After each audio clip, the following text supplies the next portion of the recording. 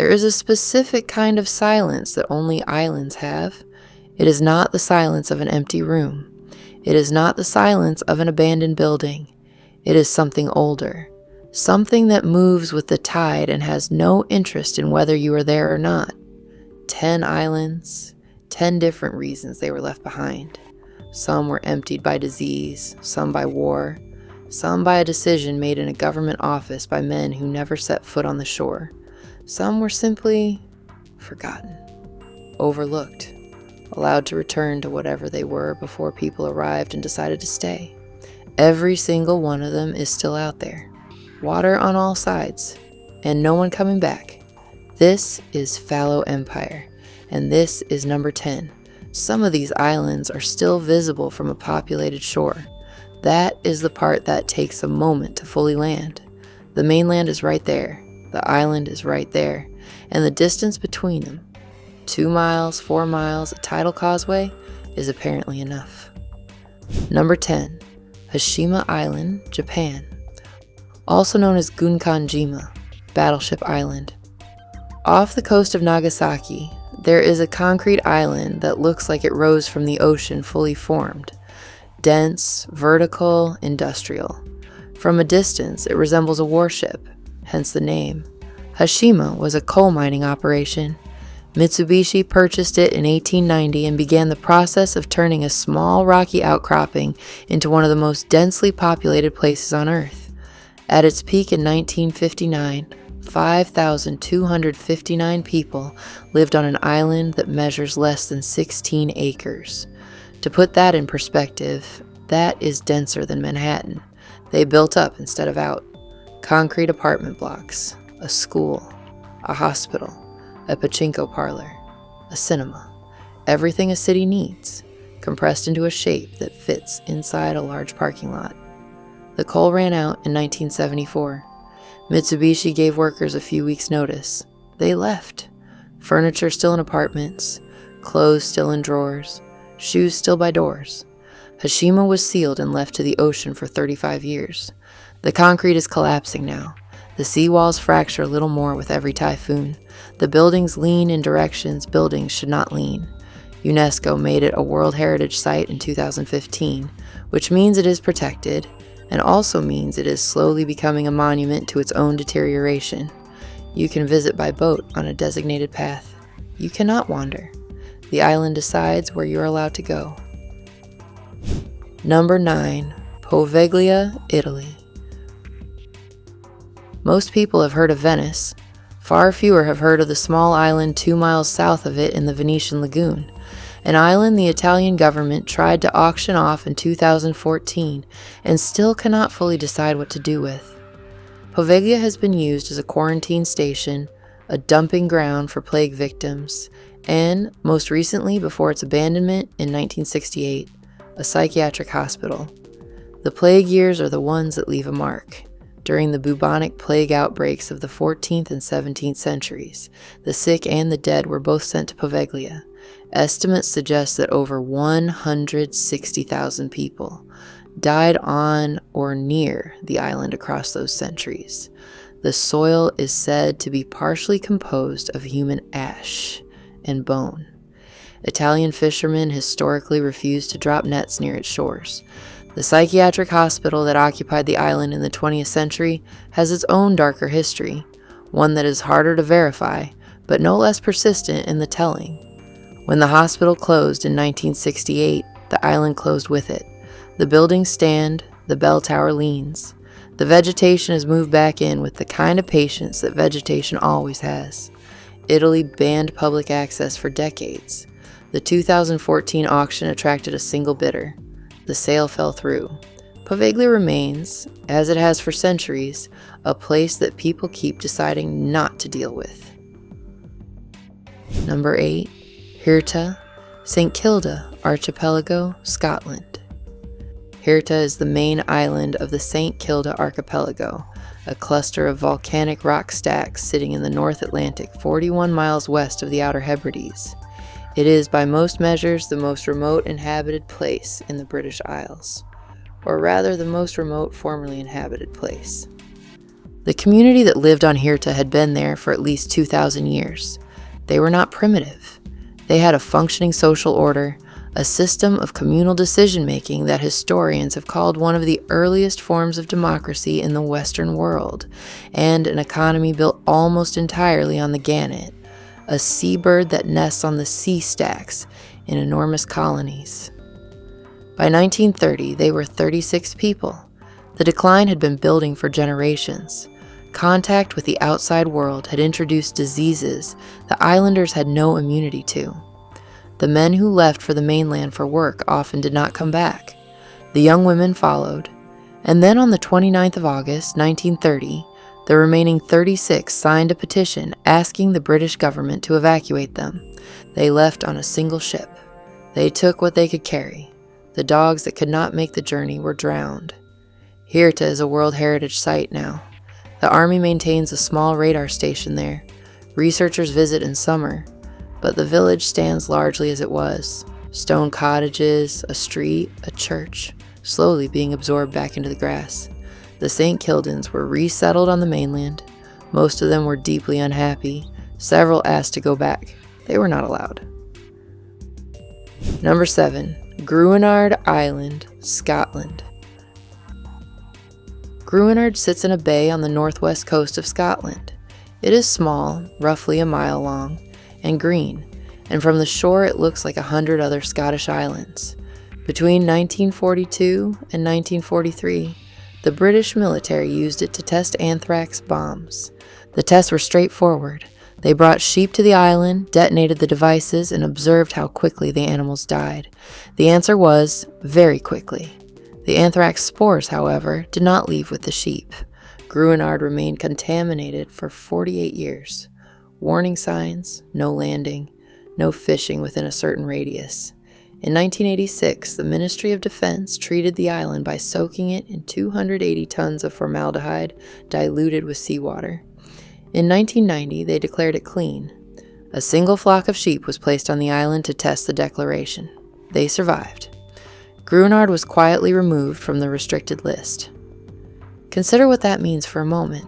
The only evidence the British government offered that an island was safe to approach again was, we put sheep on it and they didn't die. No one lives there. No one is trying to. The island looks the same as it did before the war. That is the unsettling part. Number 6, Ōkunoshima, Japan.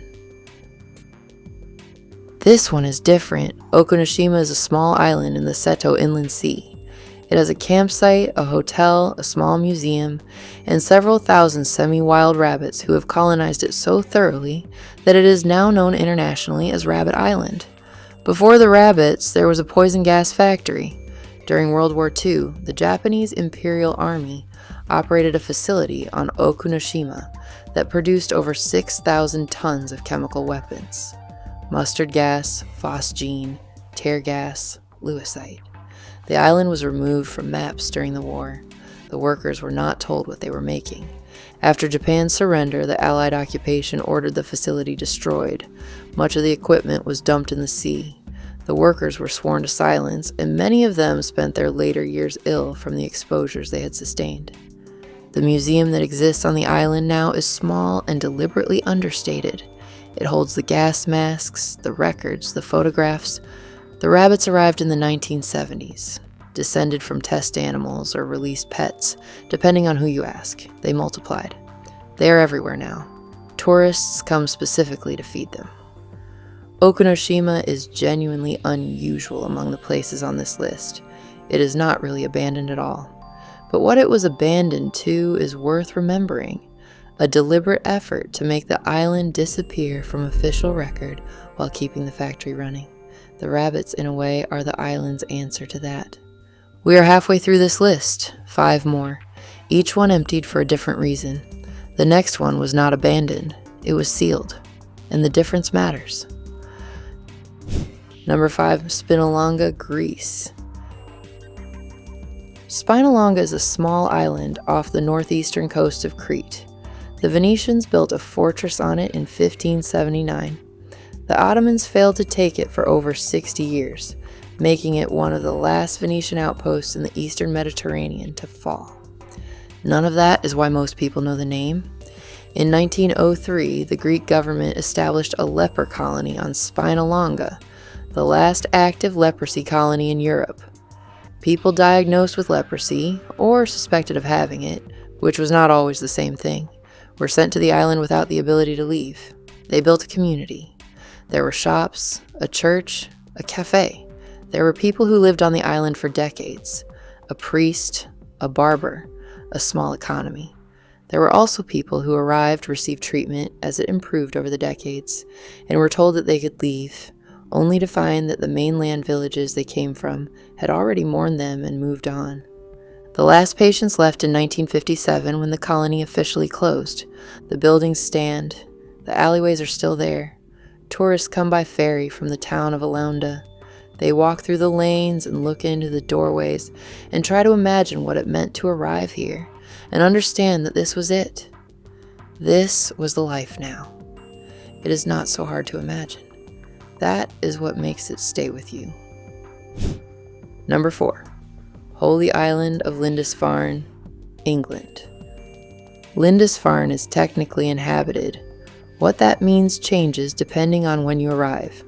Twice a day, the sea closes the causeway and the island becomes unreachable.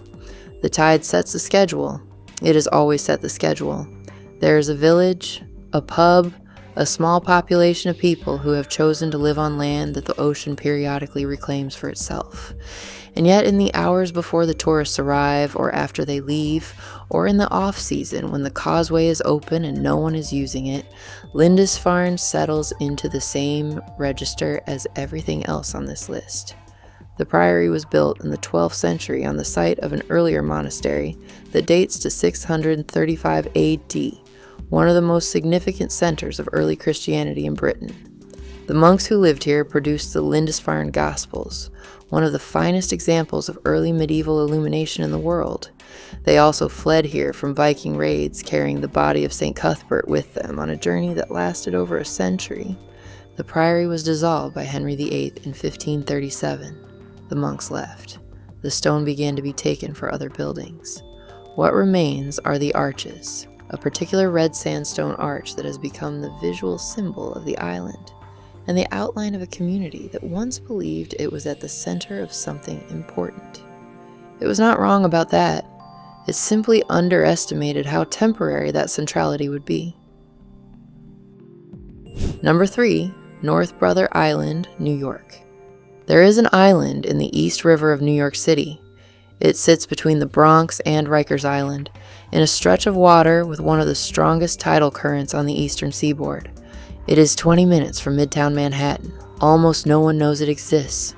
North Brother Island's history is layered in a way that takes time to unpeel. It begins in 1885 with the opening of Riverside Hospital, a quarantine facility for smallpox and typhoid patients. It intersects in 1899 with the arrival of a cook named Mary Mallon, who you may know as Typhoid Mary, detained here twice, dying here in 1938 after a total of 26 years of quarantine. It includes the General Slocum disaster of 1904, when a steamship caught fire in the East River, and over 1,000 people, mostly German immigrants, drowned or burned, many of them washing ashore on the island's banks. After World War II, the island was repurposed as housing for veterans and their families. In the 1950s, it was converted to a facility for teenage drug addicts, a program that the city eventually abandoned as unworkable in the late 1960s. In 1963, the last staff left. The island has been closed to the public ever since. The buildings are still there, being consumed by vegetation at a rate that New York City's heron colony, which nests here now, seems entirely indifferent to. The hospital's a ruin. The staff houses are forests of interior growth. The dock is collapsing into the river. The city owns it. Occasionally proposals are made for its use. None of them have gone anywhere. Meanwhile, 20 minutes away, Manhattan continues without looking up. Number 2, Centralia, Pennsylvania. Centralia is technically not an island. This requires a brief acknowledgement, but the argument for its inclusion is this. The mine fire that has burned beneath it since 1962, and is expected to continue burning for another 250 years, has created a form of abandonment that is total in a way that island abandonment rarely is. The roads have been closed. The properties have been condemned. The town has been officially unmapped, its ZIP code retired. What remains of the original 2,700 residents are fewer than 10 people who refused to leave and were granted the right to stay until their deaths. The ground smokes. The pavement cracks and subsides. Carbon monoxide seeps upward through fissures. The cemetery, with a certain bleak symmetry, is the most visited part of what remains. Centralia is its own island, surrounded not by water, but by fire, by condemnation, by the particular American bureaucratic silence that settles over places that have been officially decided against. It is an island in the way that matters, which is, there is no way back to what it was. Number 1. The thing all of these places share. We begin with Hashima, and we return to the idea it represents. Every island on this list was once someone's entire world. The St. Kildans, who left in 1930, had ancestors who had never seen the mainland. The patients of Spinalonga arrived knowing it was the last place they would ever live. The workers of Hashima raised children in concrete apartments above the ocean without ever wondering whether the coal would run out, because of course it would, and that knowledge was simply not useful. The specific texture of island abandonment is this. Islands make the boundedness visible. When a city empties, the city still connects to other cities, other roads, other futures. When an island empties, what remains is complete, bordered, finite. The buildings decay at the pace of their materials. The seawalls crack. The vegetation finds the interior. And in 20 or 50 or 100 years, the question of whether people ever lived in a place becomes genuinely difficult to answer from the outside. That is what we are looking at when we look at these places. Not ruins, not disaster, just the proof that everything that gets built eventually gets left. The water was there first. The water will be there last. 10 islands, some sealed, some open, some standing 20 minutes from a city that has never looked up to notice them. All of them still out there, tied in, tied out. If that kind of silence is what you come here for, subscribe. There is more of this to find.